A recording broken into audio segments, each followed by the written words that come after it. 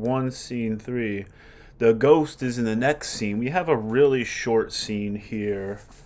The synopsis: in Polonius's chambers, Laertes says goodbye to his sister Ophelia and tells her not to trust Hamlet's promises of love.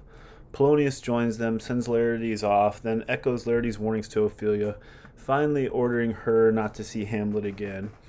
One of our questions for the paper will be Hamlet's treatment of his mother and or Ophelia, the treatment of women in the play. It's fascinating.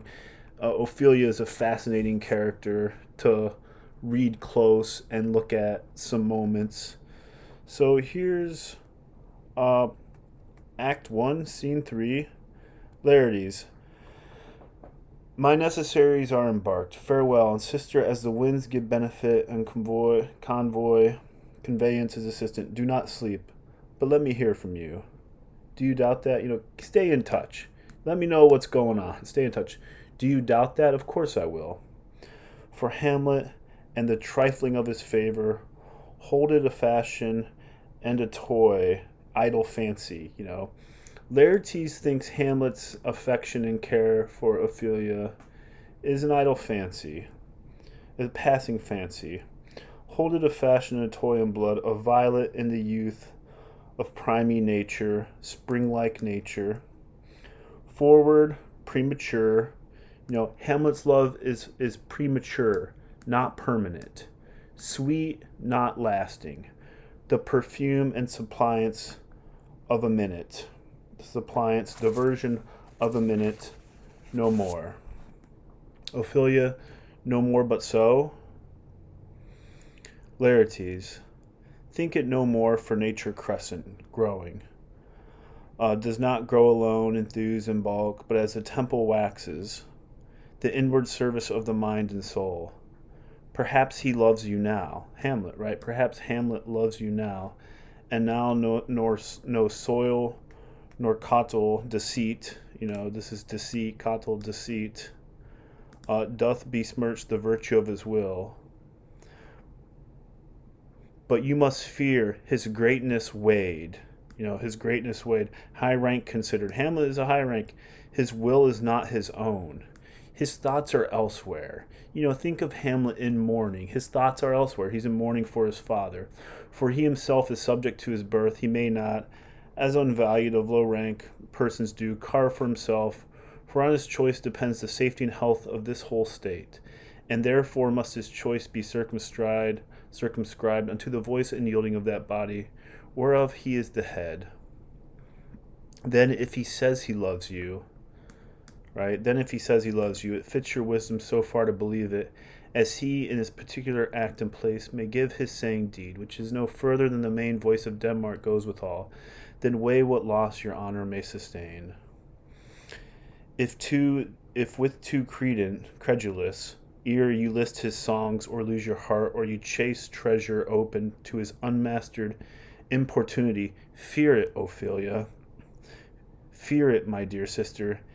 So right here, fear it, Ophelia, fear it, my dear sister, and keep you in the rear of your affection, out of the shot and danger of desire.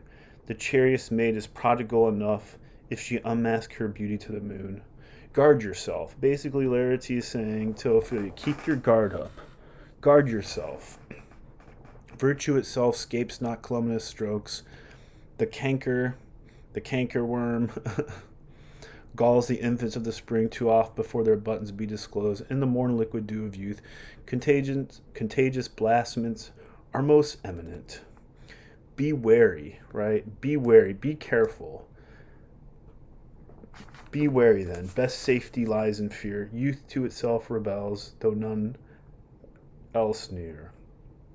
Ophelia, I shall the effect of this good lesson keep as watchman to my heart.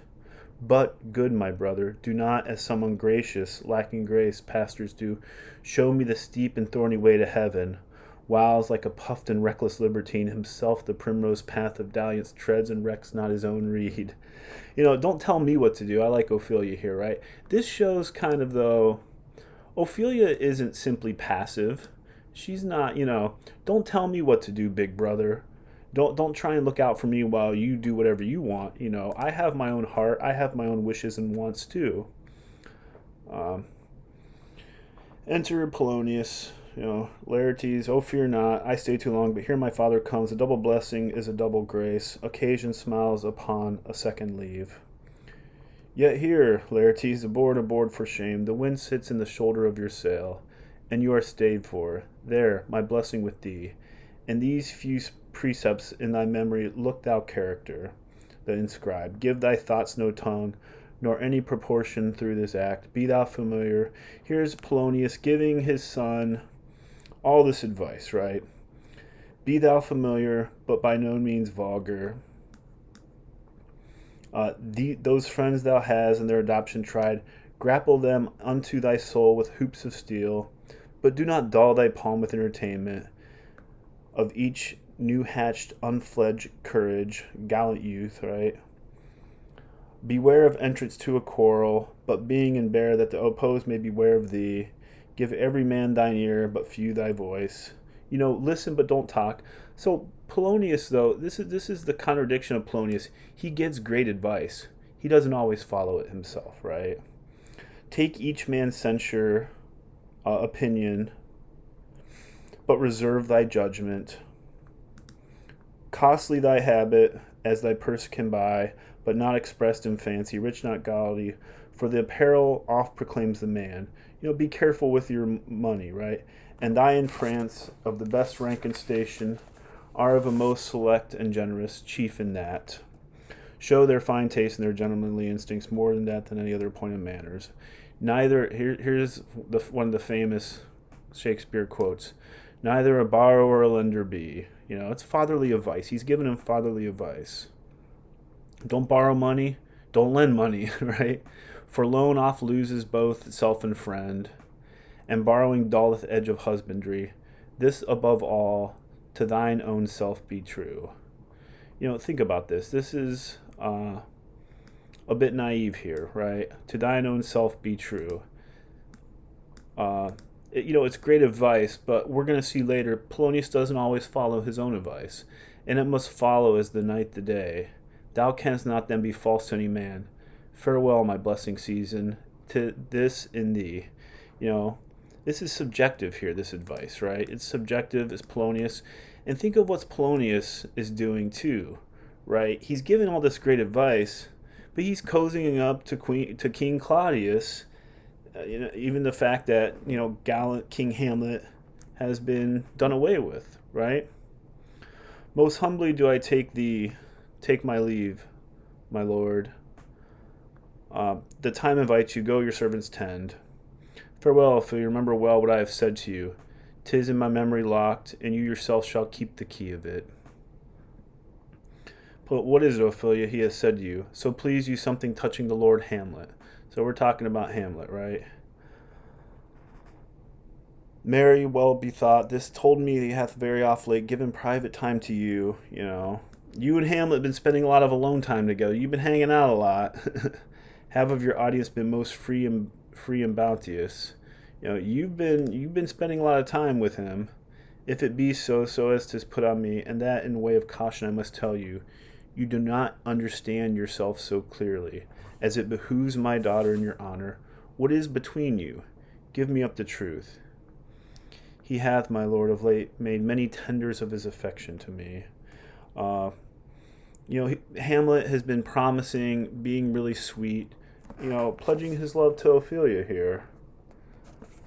Affection, Pa, you speak like a green girl, unsifted, untried, in such perilous circumstance. Do you believe his tenders, as you call them? I do not know, my lord, what I should think. Ophelia is young. I don't know, my lord. Mary, I will teach you. Think yourself a baby.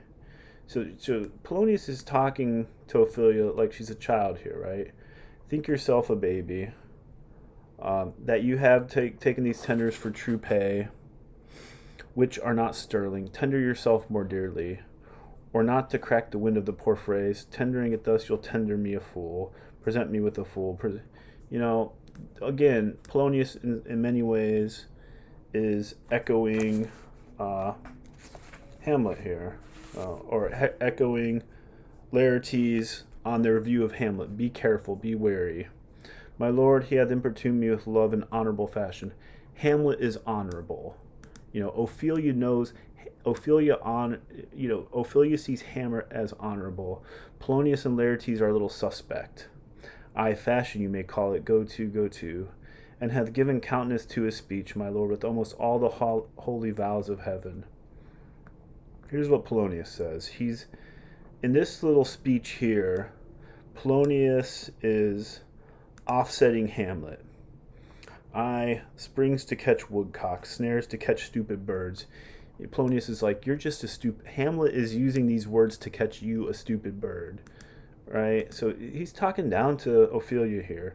I do know when the blood burns, how prodigal the soul lends the tongue vows. These blazes, daughter, giving more light than heat, extinct in both, even in their promise, as it is a making, you must not take for fire. From this time be something scanter of your maiden presence. Don't spend as much time with Hamlet. That's what he's telling his daughter to do. Set your entreatments, set your interviews at a higher rate. Be more guarding of your time than a command to parley. For Lord Hamlet, believe so much in him that he is young. He's 30, right? And with a larger tether may he walk than may be given you. In few, Ophelia, do not believe his vows. Don't believe Hamlet. Why is Polonius saying this? And why do they have it out for Hamlet? He's like offsetting Hamlet here. Why?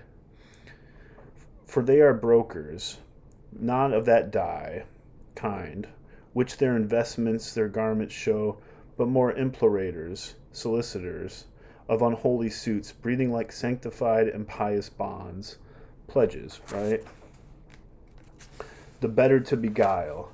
This is for all. I would not, in plain terms, from this time forth, have you so slander, disgrace at any moment leisure as to give words or talk with the Lord Hamlet. Look to it, I charge you, come your ways. I want you to really be careful. Don't trust Hamlet. Be wary and guarding of your time. I'm curious to why Polonius feels this way, and we'll get into that. I shall obey, my lord. And they exit. This is the little interlude. We're introduced to Ophelia here, a really important character. We have Polonius and Laertes.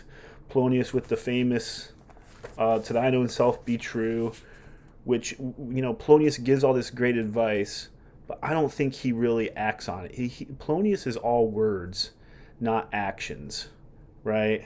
So we're going to jump into the ghost in Act 1, Scene 4 next.